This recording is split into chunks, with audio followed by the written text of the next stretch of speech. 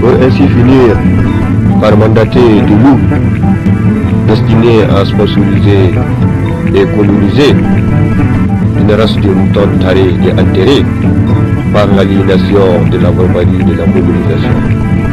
Pour ainsi finir par dépêcher des loups barbares pour satisfaire les caprices enfantés par l'instinct colonial de la France et de l'Europe durant la colonisation.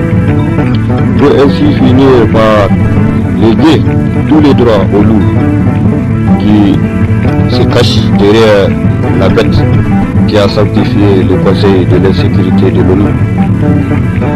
Je suis un enfant du Sahel, des témoins des vestiges de la machine coloniale dans mon quotidien, témoin du gémophotisme de la démocratie du mouton parrainé par la démocratie française dans mon pays, témoin du machiavélisme de la réaction internationale, témoin de l'anachronisme de la politique du mouton de l'UEMOA, des moutons de la CEDEAO comme de l'Union africaine.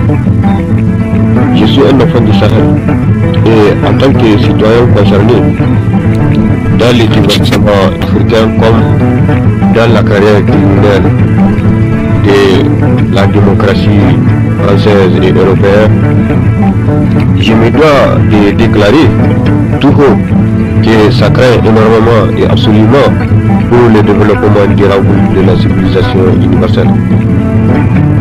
Ça craint activement pour le déclin de la civilisation européenne, souillée par la colonisation, souillée par le machiavélisme et l'impérialisme, souillée par la carrière criminelle du néocolonialisme. En tant que citoyen concerné, je me dois de déclarer que ça craint accidentellement pour la civilisation africaine.